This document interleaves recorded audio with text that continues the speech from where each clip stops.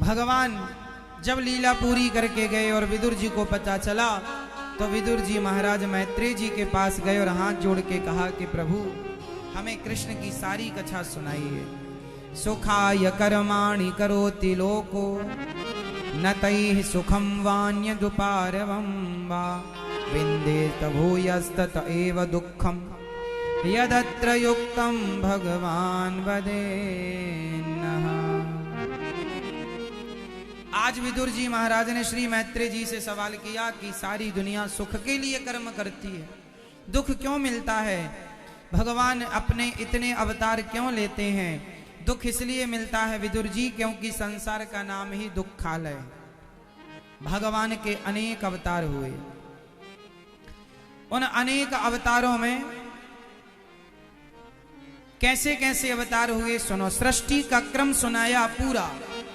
भगवान नारायण की नाभि से कमल हुआ, कमल से ब्रह्मा जी के पुत्र संत इत्यादि हुए, सनकादि इत्यादि।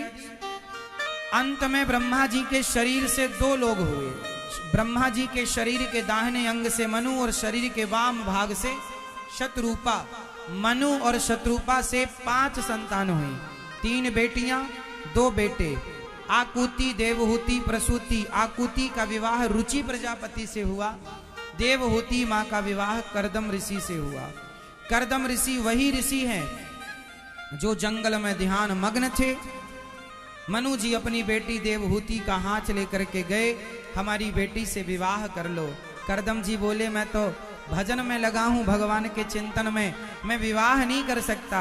मनु जी ने समझाया कि आप जैसे संत विवाह करेंगे और आप जैसे संत की संतान होगी तो वो भी समाज सेवी और भगवत भक्त होगी, इसलिए आप जैसों की संतान तो होनी जरूरी है। अच्छे आदमी के बच्चे होने जरूरी है, दुष्ट के बच्चे होंगे तो उसी की तरह होंगे। अच्छे आदमी के हाथ में सत्ता होनी जरूरी है। अच्छे आदमी के हाथ में होगी तो अच्छा काम करेगा, बुरे आदमी के हाथ में होगी बुरा काम। इसलिए आप अच्छे बनो और अपनी संतान को अच्छा बनाओ। करदम जी ने विवाह किया और विवाह जब हुआ तो कामक विमान की रचना की करदम जी ने, भगवान का चिंतन। अच्छा, विवाह के बाद ना करदम जी ध्यान में चले गए भगवान के चिंतन में।